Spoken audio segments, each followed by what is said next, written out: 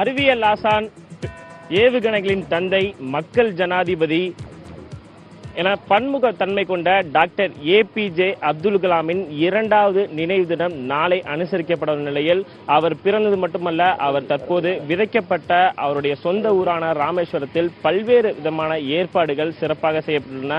அதாவது அவர் கலாம் களத்தில் இருந்து பல்வேறு விஷயங்களை மக்களுடன் புதிய தலைமுறை பேச இருக்கிறது. குறிப்பாக 2020 அவர் கண்ட கனவான வல்லரசு இந்தியா 2020ஆம் ஆண்டு வல்லரசாக ஆக முடியும் என்ற ஒரு விஷயத்தை மக்கள் எப்படி பார்க்கிறார்கள், அதை செயல்படுத்த வேண்டிய அம்சங்கள் என்பது குறித்தெல்லாம் இன்று விரிவாக பேச இருக்கிறோம். பல்வேறு முக்கிய விஷயங்கள் இந்த விவாதத்தில் இடம்பெறப் போகிறது. குறிப்பாக பார்த்தோம் என்றால் மக்கள் என்ன நினைக்கிறார்கள், குறிப்பாக இந்த 2020ஆம் ஆண்டு இந்தியா எவ்வாறு வல்லரசாக முடியும், இதன் மூலமாக உலக அரங்கில் இந்தியா எவ்வாறு அந்த பெயர் பெறப்போகிறது என்பது குறித்தெல்லாம் மக்களுடன் விவாதிக்கலாம். நேரடியாக அவர்களிடமே பேசலாம். சார், நான் உங்கள்ட்ட ஆரம்பிக்கலான் இருக்கேன். 2020ஆம் ஆண்டு அனைத்து துறைகளும், இந்தியாவில் உள்ள அனைத்து துறைகளிலுமே வளர்ச்சி பெற்றால் இந்தியா நிச்சயமாக வல்லரசாக ஆக முடியும் என்று கலாம் சொன்ன ஒரு விஷயத்தை மக்கள் எவ்வாறு செயல்படுத்த முடியும் சொல்லி நீங்க நினைக்கிறீங்க? ஐயா கலாம் ஐயா அவர்கள் பார்த்தீங்கன்னா அவருடைய நினைவுகள் இன்னைக்கு இங்கே இருக்கக்கூடிய இளைஞர்களை பார்க்கலாம். இந்த இளைஞர்களுடைய தாக்கத்தையும் இந்த இளைஞர்களுடைய உத்வேகத்தை நம்பியும் தான் அவர்கள் வல்லரசு என்ற கனவையே விதைச்சாங்க. இப்போ இந்த 2020 வல்லரசா ஆக போகுதா அப்படிங்கிறது நீங்கள் இன்னைக்கு கேள்வி வைக்கிறோம். கண்டிப்பாக அவருடைய நோக்கம் எல்லா இந்தியாவினுடைய ஒவ்வொரு குடிமகனுடைய மனதிலையும் பதியப்பட்டுருச்சு. இந்த பதியப்பட்ட உடனுடைய தாக்கமே இன்னைக்கு வல்லரசுங்கிற ஒரு நோக்கம் வந்துருச்சு. அந்த வல்லரசு நோக்கம் எதன் மூலியமா வரணும்னா, முதல்ல இன்னைக்கு அடிப்படை பாத்தீங்கன்னா நம்மளுடைய கல்வி. கலாம் ஐயா சொன்ன கல்வி திட்டங்கள் என்னன்னு பாத்தீங்கன்னா திறன் மேம்பாட்டுடைய கல்வி. இப்ப என்னுடைய ஒவ்வொரு மாணவனும் இங்க உட்கார்ந்து இருக்க ஒவ்வொரு மாணவனுக்கும் ஒவ்வொரு தனித்துவ திறன் இருக்கு. அந்த திறனுக்கு ஏற்ப, அவனுடைய தகுதிக்கு ஏற்ப, அவனுடைய சிந்தனைக்கு ஏற்ப இன்றைக்கு கல்வி மாறுகிறதோ அன்றைக்கு பார்க்கும் பொழுது இங்க ஒவ்வொருவரும் கலாமாக வருவதற்கான வாய்ப்பு இருக்கு. அப்ப நம்மளுடைய அடிப்படை திறன் சார்ந்த அறிஞர்களை உருவாக்கக்கூடிய கல்வி திட்டங்களை உருவாக்கும் பொழுது அது வல்லரசுக்கு ஒரு முதல் நோக்கமா. இரண்டாவது பாத்தீங்கன்னா இன்னைக்கு நம்ம நாட்டினுடைய மிகப்பெரிய ஒரு பிரச்சனை என்னன்னு பாத்தீங்கன்னா விவசாயம். இன்னைக்கு இந்த விவசாயத்தை நம்ம மேம்படுத்தக்கூடியது யாருகிட்ட இருக்குன்னு பாத்தீங்கன்னா, இன்னைக்கு கலாம் ஐயா அன்னைக்கு ஒரு அழகா ஒரு இது சொல்லிட்டு போனாங்க, இருக்கக்கூடிய நீர்நிலைகளை முதல்ல தேசியமயமாக்குங்க. அவர் சொன்ன திட்டத்துல இந்தியா வல்லரசு ஆகணும்னா நதிகளை தேசியமயமாக்கணும் அவரு. அப்ப நதிகளை தேசியமயமாக்கும் பொழுது நீரினுடைய பிரச்சனை எல்லாமே பொதுவாக இருக்கும்போது, நான் இந்திய குடிமகன், இந்திய மக்கள்ங்கிறது போது என்னுடைய வாழ்வாதாரத்திற்கான அடிப்படையில பாத்தீங்கன்னா நீர் மேலாண்மை திட்டம் மிக அவசியமா இருக்கு. அப்ப நீர் மேலாண்மை திட்டத்திற்கு முதலாவதாக நாம் செய்ய வேண்டியது நதிகளை தேசியமயமாக்கப்பட வேண்டும். அப்ப நதிகளை தேசியமயமாக்கப்படும் பொழுது விவசாயம் தலை தோங்கும். அப்ப விவசாயம் தலை தோங்குவதற்கு பாத்தீங்கன்னா இன்னைக்கு கலாம் ஐயா கனவு சொன்னது மாதிரி ஒவ்வொரு இளைஞர்களும் 10 மரக்கன்றுகளை நட சொன்னாங்க. இன்னைக்கு ஒவ்வொரு மாணவர்களும் ஒவ்வொரு இளைஞர்களும் இப்ப பார்க்கும்போது இந்த தம்பிக்கோட அந்த குழந்தைகள்கிட்ட கூட ஒரு 10 மரம் நட வேண்டும் என்ற உணர்வு வந்திருக்கு. அப்ப அவர் இயற்கையை நேசிக்கக்கூடியாரு. அப்ப இந்த சுற்றுச்சூழல் பாதுகாக்கப்பட வேண்டும். அப்ப இந்த இயற்கையினுடைய சுற்றுச்சூழல் பாதுகாக்கப்படும் போது இந்தியாவிற்கான வல்லரசான வாய்ப்பு இருக்கு. அப்ப இயற்கை, வேளாண்மை, அடுத்து வர்றாரு விஞ்ஞானம். ஒவ்வொரு வீட்லயும் அறிஞர்கள் இருக்காங்க, ஒவ்வொரு குழந்தைகள்ட்டையும் தனித்துவம் இருக்கு. கலாம் ஐயா இன்னைக்கு இந்த அளவுக்கு குழந்தைகள் மனதுல கவர்ந்ததற்கு காரணம் என்னன்னு கேட்டீங்கன்னா, ஒவ்வொருடைய குழந்தைகளையும் அவர் குழந்தையா மாறினார். நீங்க சொன்ன விஷயம் நம்ம தொடரலாம். நீங்க குறிப்பிட்டபடி இளைஞர்களாகட்டும் குழந்தைகளாகட்டும் கலாம் ஐயா நிச்சயமாக அதிகமா நேசிக்கக்கூடிய ஒரு முக்கியமான விஷயமா பார்க்கப்படுது. நம்ம குழந்தைகள்ட்ட இருந்து கொள்ளலாம். கலாம்னா உனக்கு என்ன ஞாபகம் வரும்? உனக்கு கலாம் அப்துல் கலாம் என்ற ஒரு பெயரை கேட்டா என்ன ஞாபகம் வரும் உனக்கு?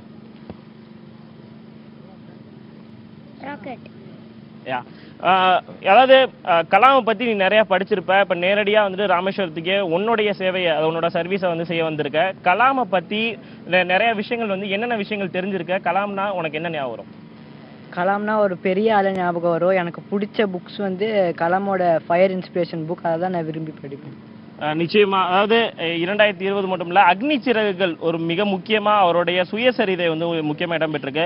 அவரோட வாழ்க்கையில இருந்து நீங்க கற்றுக்கொண்ட பாடம் என்ன? ஏழையா பிறந்தாலுமே சாதிக்க எல்லாத்துக்குமே தகுதி உண்டு, அந்த மாதிரி குழந்தைகள் மட்டுமல்ல, இளைஞர்கள் நீங்க இங்க நிறைய பேர் இடம்பெற்றிருக்கீங்க. கலாம் அப்படின்ற ஒரு பேரை கேட்டோன்னே உங்களுக்கு எந்த அளவுக்கு ஒரு உத்வேகம் கிடைக்குதுன்னு நினைக்கிறீங்க? கொஞ்சம் எனர்ஜெட்டிக்காக இருக்கிற மாதிரி இருக்கும். நம்ம எதை பண்ணாலும் கொஞ்சம் கான்சன்ட்ரேஷனோட பண்ணணும். சிந்தனைகள் வந்து ஒரே இடத்துல இருக்காமல் நம்ம என்ன நினைக்கிறோமோ அது கரெக்டாக அதன் வழியிலே செயல்பட்டு இருக்கணும் அப்படின்னு தோணும். நிச்சயமா கலாம் அவரை அதாவது பன்முகத்தன்மை கொண்டவர். அதாவது பேராசிரியராகட்டும் விஞ்ஞானியாகட்டும் எல்லாம் பன்முகத்தன்மை கொண்டவர் கலாம். அவரை பத்தி நினைக்கும் போது உங்களுக்கு எந்த மாதிரியான ஒரு செயலாக்கம், அதாவது என்ன மாதிரியான செயல்படுன்ற தோணும்? நல்ல எனர்ஜி இந்த மாதிரி இருக்கு. நல்லா படிக்கணும், நல்லா ஆராய்ச்சி அந்த மாதிரி வித்தியாசமாக ஏதாவது பண்ணணும் அந்த மாதிரி. உங்களுக்கு கலாம் அப்படின்ற ஒரு பேரை கேட்டோன்னே என்ன மாதிரியான விஷயங்கள் வந்து ஞாபகத்துக்கு வரும்? எனக்கு வந்து அவர் சொன்ன மாதிரி ட்ரீம் பண்ணுங்கன்னு சொல்லியிருக்காங்க. அதுதான் எனக்கு ஞாபகம் வரும். ரொம்ப பெரிய பெரிய ட்ரீம் பண்ணி நிறைய சாதிக்கணும்னு ஆசையாக இருக்குது. நிச்சயமா, அதாவது கலாமுடைய அந்த 2020 அந்த வல்லரசு நாடாக இந்தியா உருவாக வேண்டும் என்ற ஒரு முக்கிய விஷயம் வந்துட்டு அனைத்து துறைகளுமே, குறிப்பாக வேளாண் துறையாகட்டும், சுகாதாரமாகட்டும், நகர கட்டமைப்பு, சாலை போக்குவரத்துனா அனைத்து துறைகளிலுமே இந்தியா வளர்ச்சி அடைய வேண்டும், ஒரு வல்லரசு நாடாக 2020 உருவாக வேண்டும் என்பதே அவர் கனவாக இருக்கிறது. நிச்சயமாக இளைஞர்களை பொறுத்த வரைக்கும் இளைஞர்கள் பெரிய அளவில் கனவு காண வேண்டும் என்ற ஒரு விஷயத்தை முன்னிறுத்தி அவர் சொன்ன விஷயங்கள், விதைக்கப்பட்ட விஷயங்கள் இன்றும் அவர் மறைந்தாலும் கூட அவருடைய அந்த சிந்தனைகள் இன்னும் இளைஞர்கள் மத்தியிலும் சரி மக்கள் மத்தியிலும் சரி இடம்பெற்றிருக்கக்கூடியது. நீங்க சொல்லுங்க, அதாவது அரசை தாண்டி மக்கள் வந்து அவருடைய சிந்தனைகளை வந்து எப்படி செயல்படுத்தணும்னு நீங்க விரும்புறீங்க? கலாமையா சொன்ன மாதிரி ஒவ்வொருவரோட எண்ணங்கள் பொறுத்த மாதிரி அவரோட சிந்தனைகள் வந்து இருக்கணும். அந்த சிந்தனைகள் வந்து வெளிப்படுத்தக்கூடிய திறமைகளும் அதுக்கான சூழ்நிலைகளும் ஏற்படுத்தி இருந்தால் அது சொன்ன மாதிரி வெளிக்கொண்டு வரலாம் திறமைகளும். நிச்சயமா, அதாவது இன்றைய காலகட்டத்தில் தன்னுடைய திறமைகள் வந்துட்டு வெளிநாட்டுக்கு கொண்டு போய் தன்னுடைய திறமைகளை வந்து வெளிப்படுத்துன்ற நினைக்கிற நேரத்தில் கிட்டத்தட்ட ஒரு 30-40 ஆண்டுகளுக்கு முன்பாகவே இந்தியாவிலே தன்னுடைய திறமையை வெளிப்படுத்தி இந்தியாவை ஒரு உலக தரத்திற்கு பேர் வாங்க வைத்தவர் கலாம். அவருடைய பேரை கேட்டோன்னே என்ன மாதிரியான விஷயங்கள் வந்து உங்களுக்கு ஞாபகத்துக்கு வரும்? அவருடைய சிந்தனைகள்ல எந்த சிந்தனை உங்களுக்கு ரொம்ப முக்கியமான ஒரு பிடிச்ச சிந்தனையா பார்க்கணும்? தன்னம்பிக்கை. அவர் சொன்னதில் வந்து செல்ஃப் கான்ஃபிடென்ஸ், அது நல்லா வரும். அப்புறம் வந்து இளைஞர்களுக்கு வந்து நல்லா சொல்லியிருக்காரு, நல்லா கான்ஃபிடென்ட்டாக இருக்குன்னு சொல்லியிருக்காரு, அது ஞாபகம் வரும். அதாவது இந்த விஷயம் மட்டுமல்ல, அதாவது கனவு காணுங்கள்ன்ற விஷயத்தை தாண்டி அதை எவ்வாறு செயல்படுத்த வேண்டும் என்ற ஒரு விஷயத்தையும் கலாம் இளைஞர்களுக்கும் சரி மக்களுக்கும் சரி பல்வேறு விஷயங்கள்ல சொல்லிக் கொடுத்து சென்றிருக்காரு. இந்த நிலையில நாளை அவருடைய 2வது நினைவு தினம் அனுசரிக்கப்பட போது பல்வேறு முக்கியமான ஏற்பாடுகள் ராமேஸ்வரத்தில் செய்யப்பட்டிருக்கு. இளைஞர்களை பொறுத்த வரைக்கும் அவருடைய சிந்தனைகளை எவ்வாறு கொண்டு செல்ல போறாங்க அப்படின்றத தொடர்ச்சியா பேசிட்டு இருக்காங்க. இருந்த பொழுதும் நீங்க சொல்லுங்க, அதாவது அரசியலுக்கு அப்பாற்பட்டு வாழ்ந்தவர் கலாம் அப்படின்ற ஒரு விஷயம் வந்து தொடர்ச்சியாகவே மக்கள் மத்தியில பேசப்படுறது. அதனாலதான் அவரை மக்கள் ஜனாதிபதி அப்படின்னு சொல்றாங்க. இதை நீங்க எப்படி பாக்குறீங்க? கண்டிப்பா இது உண்மை ஐயா. ஏன்னா அப்துல் கலாம் ஐயா வரும்போது அவங்க வந்து ஜனாதிபதி வந்து உயர்ந்த பதவியாக பார்த்தாங்க. ஆனால் இப்போ உள்ள ஜனாதிபதியெலாம் வரும்போது அந்த பதவி வந்து அவ்வளோ ஒன்றும் மதிக்கிறதே இல்லை. ஜனாதிபதிக்கான வேலை என்னன்னு கூட யாருக்குமே தெரியல. யாரோ ஜனாதிபதியாக வராங்க, அதுவும் குறிப்பிட்ட அரசியல்வாதிகள் வந்து நியமிக்கிறவங்க தான் ஜனாதிபதியாக வராங்க. ஆனால் அப்துல் கலாம் ஐயா வந்து மக்கள் எல்லாருமே ஜனாதிபதியாக பார்த்தாங்க. ஏன்னா அவங்க வந்து நேர்மையாக இருந்தாங்க, எதிர்த்து கேள்வி கேட்டாங்க. ஆனால் இவங்களால இப்போ வர ஜனாதிபதி ஃபுல்லாக அந்த மற்ற அரசியல்வாதிகள் ஜால்ரா தட்டுறாங்களே தவிர சரியாக செயல்படலைங்கிறது. அதாவது தொடர்ச்சியாகவே கலாம் பற்றி நாம் பேசிட்டு இருக்கும் பொழுது மற்றொரு முக்கியமான விஷயம் வந்து பார்க்கப்படுது. உலக அளவில் பார்த்தோம் அப்படின்னா 40 பல்கலைக்கழகங்கள் அவருக்கு டாக்டர் பட்டம் வந்து கொடுத்துருக்காங்க. இன்றைய காலகட்டத்தில் ஒரு பல்கலைக்கழகமே இந்த முனைவர் பட்டம் கொடுக்கறதுக்கு பல்வேறு விஷயங்களை தகுதியா வந்து இருக்கிற நிலையில 40 பல்கலைக்கழகங்கள் அவருக்கு அந்த முனைவர் பட்டத்தை கொடுத்துருக்காங்க. இதை வந்து இளைஞர்கள் வந்து நீங்க எப்படி பாக்குறீங்க? எந்த மாதிரியான திட்டங்கள் நீங்க வந்து எதிர்காலத்தில் வச்சிருக்கீங்க? அவரோட சிந்தனையை ஒட்டி எந்த மாதிரியான திட்டங்கள் வச்சிருக்கீங்க? நிறைய இடங்கள் வந்து நம்ம கலாம் ஜிக்கு வந்து டாக்டரேட் கொடுத்துருக்காங்க. ஆனால் டாக்டரேட் கொடுத்துருக்கு வந்து அவங்க இருக்க வந்து கேப்பபிலிட்டி, கலாம் வந்து கேப்பபிலிட்டி அது எப்படி மற்றவங்க கிட்டே எப்படி அது யூஸ் பண்ணுறாலும் அவங்க எப்படி அது அவங்க எபிலிட்டி எப்படி இருந்துச்சு பார்த்து தான் டாக்டரேட் கொடுப்பாங்க. இப்போ இருக்கவங்க எல்லாமே டாக்டரேட் வாங்குறதுக்காண்டி சும்மாவே சிலருக்கு எல்லாமே இப்போ காசு கொடுத்து தான் டாக்டரேட் வாங்குறாங்க, பேருக்காண்டி டாக்டரேட்னு சொல்லுவாங்க. ஆனால் கலாம்ஜி அப்படி இல்லை, அவங்க எபிலிட்டி அவங்களோட எப்படி பண்ணாங்க அது எல்லாமே அவங்க நேர்மைனால டாக்டரேட் கொடுத்துருக்காங்க. கலாமை பற்றி நாம் நிறைய பேசிட்டு இருக்கும் பொழுது மற்றொரு முக்கியமான விஷயம் வேளாண்மை. அவர் அந்த 2020 வந்து முக்கியமான வளர்ச்சியாக வந்து பார்க்கப்பட்டது. வேளாண் துறை வந்து நிச்சயமாக இந்தியாவில் அதிகமாக வளர்ச்சி அடையணும் அப்படின்னு பார்க்கப்பட்டது. வேளாண் துறையை பொறுத்த வரைக்கும் பார்த்தோம்னா இன்றைய காலகட்டத்தில் இந்தியாவில் எந்த அளவுக்கு வளர்ச்சி வேணும்னு எதிர்பார்க்குறீங்க? கலாம்ஜி சொன்னது வந்து ஒவ்வொரு மக்களும் தன்னுடைய வாழ்க்கையில் எந்த அளவுக்கு நேர்மையாக இருக்காங்களோ, எந்த அளவுக்கு நேச்சுரல் ரிசோர்ஸை பாதுகாக்கிறதா இருக்கட்டும், தன்னோட இடத்த சுத்தமாக வச்சதாக இருக்கட்டும், எல்லாரும் ஒரு ஃபீல்டில் இருப்பாங்க. அந்த ஃபீல்டில் அவங்க எவ்வளோ டெவலப் பண்ணணும்னு நினைக்கிறாங்களோ அந்த டெவலப்மெண்ட் வந்து கலாம்ஜி கொண்டு வரணும். வேளாண் துறை மட்டும் இல்லை, சுகாதாரத்துறையாகட்டும், நகர கட்டமைப்பு என பல்வேறு துறைகளில் தொடர்ச்சியாகவே அவர் குரல் கொடுத்துட்டு வந்திருக்காரு. அது மட்டும் இல்லாமல் அவருடைய பதவிக்காலத்துக்கு அப்புறமும் குடியரசுத் தலைவராக இருந்து ஓய்வு பெற்ற பிறகும் பார்த்தோமே அப்படின்னா மரம் நடுறதை வந்துட்டு ஒரு முக்கியமாக வந்து மக்கள் புரட்சியாக வந்து மாற்றணும் அப்படின்ற ஒரு விஷயத்தை வந்து எல்லார்ட்டையுமே வந்து கொண்டு சேர்த்திருக்காரு. இதை நீங்கள் எப்படி பார்க்குறீங்க? மரம் நடுறது இன்றைய காலகட்டத்தில் அவருடைய சிந்தனையை ஒட்டி எவ்வளோ ஒரு முக்கியமான விஷயமா பார்க்கப்படுது? மரம் வழித்தான் மழையை பெறுவோம்னு சொல்லுவாங்க. நம்ம மரம் ஒவ்வொருத்தரும் நடுறதுல மழை அது மூலயமா ஆக்சிஜன் கிடைக்கிது, நிறையா கிடைக்கிது.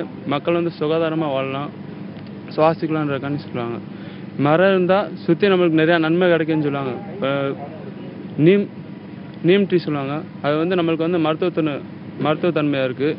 அதுலேருந்து நம்ம பல் விளக்கணும்னா பல்லுக்கு உறுதியாக இருக்குது. நிறையா இது அது மட்டும் இல்லாமல் அவருடைய குடியரசுத் தலைவர்லேருந்து ஓய்வு பெற்ற பிறகு அடுத்த 2 ஆண்டுகளில் 1,00,000 மாணவர்களை சந்தித்து பல்வேறு முக்கிய விஷயங்களை வந்து கொண்டு சேர்க்கணும் அப்படின்றத வந்துட்டு தெளிவாக இருந்தார்.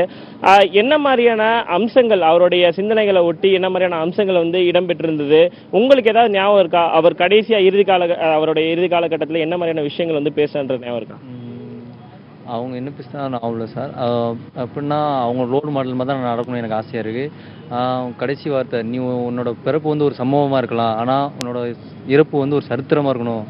அதை எய்மாக வச்சு தான் நான் ஏரோநாட்டிக் எடுத்தேன். நான் இப்போ ஏரோநாட்டிக் டிபார்ட்மெண்ட் தான் படிச்சுட்டு இருக்கேன். அவர் மாதிரி இருக்கணும்னு ஆசை, ரொம்ப நாள் ஆசை. அவர் மாதிரி தான் இருக்கணும்னு ஆசை.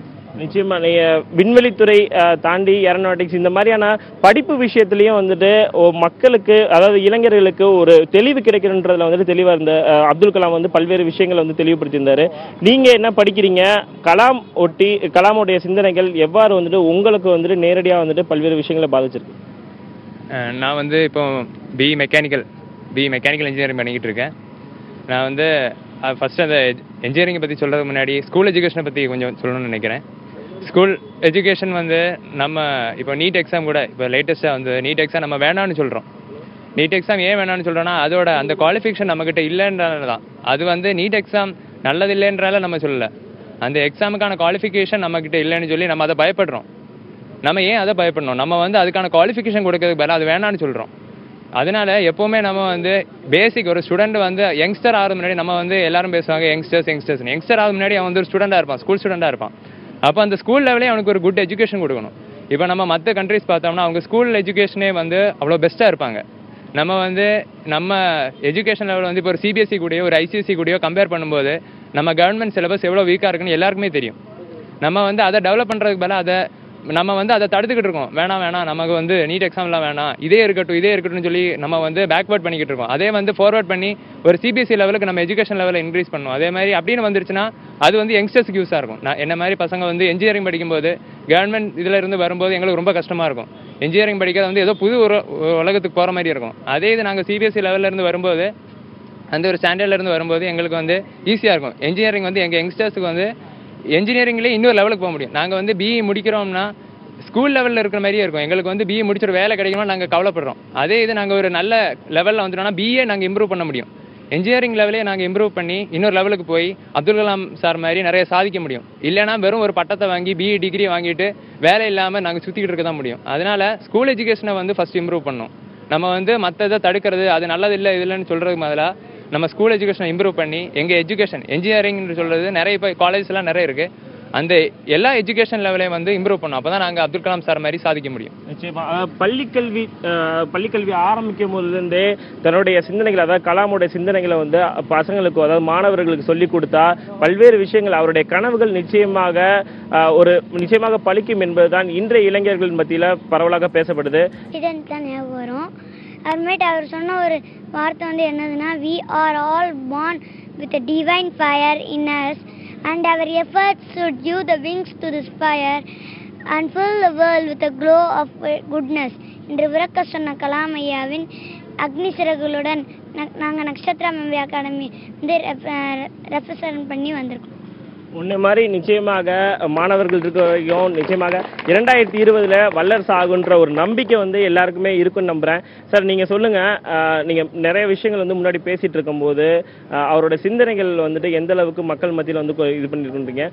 அரசு, மத்திய மாநில அரசுகளாகட்டும் மக்களாகட்டும் அவருடைய சிந்தனைகளை வந்து கொண்டு சேர்க்கறதுக்கு 2020 அவருடைய கனவை வந்து அந்த லட்சியத்தை அடையிறதுக்கு என்ன பண்ணணும்? பார்த்தீங்கன்னா சகோதரி சொன்ன மாதிரி கல்வியில் வந்து பார்த்தீங்கன்னா அடிப்படையில் மாற்றம் எங்கே இருக்குன்னா ஆசிரியர்கள்ட்ட. இப்போ அவருடைய அக்னி சிறகுகள் புத்தகத்தை எடுத்தோம்னா அதில் நிறைய அடிக்கோலிட்டது ஆசிரியர்களை தான் அதிகமாக கலாம் ஐயா அடிக்கோலிட்டு இருப்பாங்க. இப்போ இன்னைக்கு வந்து பார்த்தீங்கன்னா இன்னைக்குள்ள ஆசிரியர் சூழல் அப்படி இருக்குன்னு பார்த்தீங்கன்னா அதிகபட்சம் எதிர்பார்ப்புகள் நிறைந்த ஆசிரியர்கள் நமக்கு கிடையாது. இப்போ அதே நேரத்தில் வந்து பார்க்கும் பொழுது இன்னைக்கு மாணவர்கள்ட்ட இன்னைக்கு இவ்வளோ அழுத்தம், இவ்வளோ தாக்கம் இந்த 2ஆம் ஆண்டு விதைக்கப்பட்ட இடத்துல இன்னைக்கும் அந்த தாக்கம் இருக்குன்னா இந்த தாக்கத்தை எடுத்துட்டு போற பக்குவமும் துணிவும் யாருக்கிட்ட இருக்குன்னா இன்னைக்கு உள்ள அரசியல் துறையினுடைய அரசியல்வாதிகள்கிட்ட இருக்கணும். அப்ப அரசியல்வாதிகள்கிட்ட எப்படிப்பட்ட துணிவு இருக்கணும்னா முதல்ல வந்து பாத்தீங்கன்னா ஒவ்வொரு மாணவன்ட்டி என்ன கனவு இருக்குன்னு கேட்கணும். இன்னைக்கு நாம எல்லாம் திணிக்கிறோம். கல்விங்கிறது வந்து திணிக்கப்பட்ட கல்வியா தான் இருக்கு. இந்த குழந்தைகளுக்கு, இந்த மாணவர்களுக்கு திணிக்கப்பட்ட கல்வி முறையா இருக்க ஒழிஞ்சு அவர்களுடைய திறமைக்கு சார்ந்த கல்வியா இல்லை. இன்னைக்கு கலாம் ஐயா இன்னைக்கு போகும்போது பாத்தீங்கன்னா அவர் அந்த 9 பேருக்கு வரும்போது அவருடைய பைலட் கனவு வாய்ப்பு மறுக்கப்படும் போது அவருக்கு வந்து அடுத்து இஸ்ரோவில் போகும்போது ஒரு வாய்ப்பு இருக்கு. அது மாதிரி இன்னைக்கு ஒவ்வொரு மாணவனுக்கும் ஒரு தனித்துவ திறன் இருக்கு. அவனுடைய தனித்துவ திறன் என்ன என்பதை ஆராய்ந்து செயல்முறை கல்வி திட்டம் வேணும். நாம வந்து இன்னைக்கு கல்வியில வந்து பாத்தீங்கன்னா மாணவர்களை வந்து உற்பத்தி பொருளாதான் உற்பத்தி பண்றோம் ஒழிஞ்சு உற்பத்தி பண்ணின இந்த 4-5 ஆண்டுகளுக்கு அப்புறம் இந்த உற்பத்தி பண்ணின பொருட்களுடைய அடுத்த திட்ட நடவடிக்கை என்னங்கிறது கேள்விக்குறியா இருக்கு. நீங்க பேசின ஒரு விஷயத்துல இருந்தே வந்துட்டு இன்றைய காலகட்டத்துல கனவு காணுங்கள் அவர் சொன்ன விஷயத்த வந்து நம்ம மையப்படுத்தி ஒரு கேள்வி கேட்கிறேன். உங்களுக்கான கனவு என்ன சார்? கனவுன்னு சொன்னா அவர் சொன்னது எல்லாமே கனவு தான். கனவுங்கிறது வளரணும். நாம வளர்றது மட்டும் இல்லாமல் நம்ம நாட்டுக்கு அடுத்த ஜெனரேஷன், அடுத்த தலைமுறையான ஸ்டூடெண்ட்ஸ், சின்ன குழந்தைங்க அவங்க வளரணும். அவங்கள வந்து நம்ம கரெக்டாக ட்ரெயின் பண்ணி சரியான பாதையை காமிச்சு அவங்களுக்கு என்ன தேவை இருக்குதோ அந்த வழியில் அவங்கள நடத்தி கொண்டு போனோம்னா வல்லரசு நாடாகிறதுங்கிறது வந்து 2020 சார் சொல்லியிருக்காரு. அது இன்னும் சீக்கிரமாகவே ஆகிடும். தொடர்ச்சியா அதாவது அவர் சொன்னபடி இந்தியா 2020 வல்லரசு ஆகுமா ஆகான்ற கேள்விக்கு மத்தியில உங்களுடைய கனவு என்ன? அவருடைய சிந்தனைகளை ஒட்டி ஏதேனும் கனவு வச்சிருக்கீங்க? ஆமாம், என்னோட கனவு என்னன்னா நான் வந்து ஏரோநாட்டிக் இன்ஜினியர் நான் 6th படிக்கல முடிவு பண்ணிட்டேன். நான் ஏரோநாட்டிக் இன்ஜினியர் தான் படிக்கணும்னு வீட்டில் எதிர்ப்பு இருந்தாலும் நான் வந்து அதை தான் இப்போ எடுத்து படிச்சுட்டு இருக்கேன். இப்போ ஃபைனல் இயர் படிச்சிருக்கேன் ஏரோநாட்டிக் இன்ஜினியர். உங்களுடைய கனவு என்ன? பல்வேறு எல்லாருக்கும் ஒரு வகையில் அவருக்கு ஏரோநாட்டிக் இன்ஜினியர்ன்ற மாதிரி பல்வேறு விஷயங்கள்ல பல்வேறு காலகட்டத்தில் நம்ம வந்து வளர்ந்துருக்கோம், பல்வேறு சூழல்களில் வளர்ந்துருக்கோம். உங்களுடைய கனவு என்னவா இருக்கு? நான் வந்து இசி படிக்கிறேன். இசியில் வந்து இப்போ வர ஸ்மார்ட் ஃபோன்ஸ் மாதிரி நிறைய சிப்ஸ் அந்த மாதிரி டெவலப் பண்ணி இப்போ அடுத்த லெவலுக்கு ஒரு கம்யூனிகேஷன்லாம் இருக்கட்டும் அதை வந்து இம்ப்ரூவ் பண்ணதுக்கான அதான் என்னோட கனவு. நிச்சயமா இளைஞர்களுடைய கனவுகள் என்பது மிக பெருசா தொடர்ச்சியா இருந்துட்டு வருது. இளைஞர்களுடைய கனவுகளை வந்து எப்படி செயல்படுத்தணுன்ற ஒரு விஷயத்தையும் அவங்க ஒரு தீர்க்கமா வச்சிருக்காங்க. சார் உங்கள்ட்ட ஒரு விஷயம் கேட்குறேன். கலாம் அப்படின்ற ஒரு பெயரை கேட்டோன்னே உங்களுக்கு என்ன மாதிரியான எண்ண ஓட்டங்கள் வந்து ஏற்படும்? அவருடைய சிந்தனைகள் எவ்வாறு அமைய வேண்டும், அதை எப்படி செயல்படுத்த வேண்டும்னு நினைக்கிறீங்க? கலாம் ஐயாட்ட ஒரு கேள்வி கேட்டாங்க.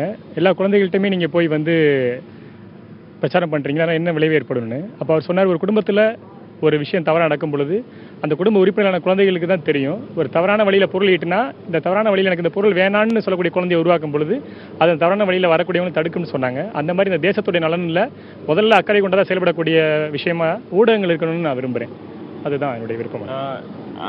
மேடம், நீங்கள் சொல்லுங்கள், பல்வேறு விஷயங்கள் தொடர்ச்சியாக வந்து கலாமை பற்றி பேசிகிட்டு இருக்க நிலையில் அவரை பற்றி நினைக்கும் போது உங்களுக்கு எப்படி தோணும்? உங்களுடைய நண்பர்கள்ட்ட வந்துட்டு என்ன மாதிரியான விஷயங்கள் கலாமை பற்றி நீங்கள் பேசுவீங்க? நீங்கள் சொல்லுங்கள் சார். கலாம் அப்படின்னா என்ன ஞாபகம் வரும்? உங்களுடைய ஃப்ரெண்ட் சர்க்கிள் ஆகட்டும் இல்லை குடும்பத்திலே ஆகட்டும் கலாமை பற்றி அவருடைய சிந்தனையை பற்றி என்ன மாதிரியான கொள்கைகளை பற்றி பேசுவீங்க? ஐயா கலாம்னாலே முதல்ல வந்து இளைஞர்கள் மாணவர்களுடைய ஒரு உந்து சக்தி முதல்ல. அதை விட என்னென்னா அக்னிச்சிறகுகளில் நீங்கள் படிச்சீங்கன்னாலே அவர் வாழ்க்கை வரலாறு நீங்கள் படிச்சீங்கனாலே ஒரு சில விஷயங்களை தெரிஞ்சுக்கலாம். முதல்ல தாயைத்தான் அவர் வந்து தாயிலிருந்து ஆரம்பிப்பார். மாதா பிதா குரு தெய்வம் அவருடைய வரிசையை நீங்கள் பார்த்தீங்கன்னாலே சரி, முதல்ல தாயை பற்றி என் தாய் அப்படின்ற ஒரு கவிதை எழுதியிருப்பார். அதற்கு பின்னால் தன்னுடைய தந்தையாருடைய ஜெயினுலாதீன் தந்தையாரை பற்றி சொல்லியிருப்பார். அதற்கு பின்னால் தன்னுடைய ஆசிரியர் நண்பர்கள், ஆசிரியர்னா சிவசுப்ரமணிய ஐயர் தான் வந்து முதல்ல அவர் வந்து அவருடைய ஆசிரியராக இருக்கார். ஆரம்ப பள்ளியில் விஞ்ஞான ஆசிரியர். அவர் தான் அவருக்கு ஒரு மிகப்பெரிய தாக்கத்தை ஏற்படுத்தி கொடுக்குறாரு. பறவை பறக்கிறது, கொக்கு பறக்கிறதுலேருந்து அதையெல்லாம் சொல்லும்போது நீனும் அப்படி பறக்கண்டா அப்படின்னு சொல்லி அவருடைய கனவு வந்து அவரே உருவாக்குறாரு. அவருக்கு அந்த கனவுகள் வந்து விரிஞ்சு போகுது.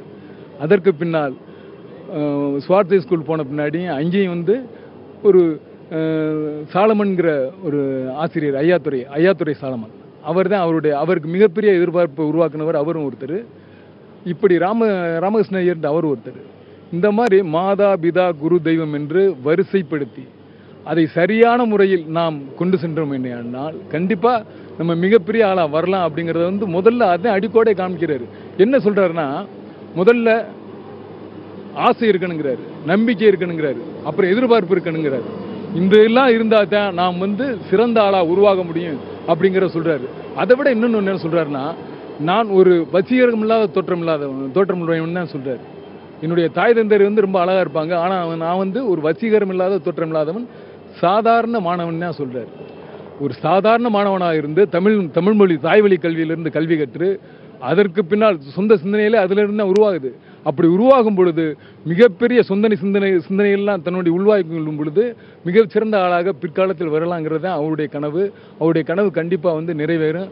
அதாவது கலாம்னு சொன்னாலே மின்சாரத்தை பாய்ச்சின மாதிரி மாணவர்களுடைய மத்தியில் ஏற்படும். கரெக்டாக, நிச்சயமா சார். நீங்கள் சொல்கிற மாதிரி அதாவது வேளாண் துறை தாண்டி பல்வேறு விஷயங்கள் பல்வேறு துறைகளில் வந்து வளர்ச்சி இருக்குன்றது. அதில் நீங்கள் குறிப்பிட்டது போல மின்சாரம், அதாவது அனைவருக்கும் மின்சாரம் கிடைக்க வேண்டிய ஒரு விஷயத்தை வந்து கலாம் வந்து சொல்லியிருந்தாரு. இப்போ நீ சொல்லுமா, கலாம் அப்படின்ற ஒரு பேர் கேட்டால் நீ எதுக்காக ராமேஸ்வரம் வந்திருக்க, கலாம்ன்ற ஒரு விஷயம் அவரை பற்றி நினைக்கும் போது உனக்கு எப்படி என்ன மாதிரியான சிந்தனைகள் தோணும்?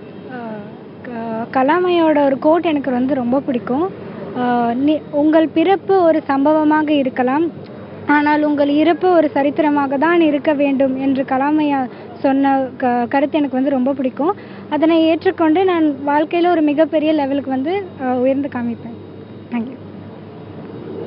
இந்த கடந்த இந்த 30 நிமிடங்கள் என்பது கலாமின் அவருடைய களத்திலிருந்தே மக்கள் எந்த மாதிரியான ஒரு சிந்தனைகளை ஒட்டி இருக்காங்க, அவரை எந்த மாதிரி செயல்படுத்திருக்காங்கன்ற ஒரு விஷயத்தை பார்த்தோம். அதாவது அக்னிச்சிறகுகள் மட்டுமல்ல, இந்தியா 2020 பொற்காலத்தை நோக்கி ஒரு பார்வை என்ற அவருடைய புத்தகத்தின் வாயிலாக இந்தியா பொற்காலமாக மாற வேண்டிய இந்தியா எந்த அளவுக்கு கூடிய அந்த செயல் திட்டங்கள் இருக்குது என்பது குறித்து தொடர்ச்சியாக வந்து விவாதிக்க வேண்டியதுக்கு. வணக்கம்.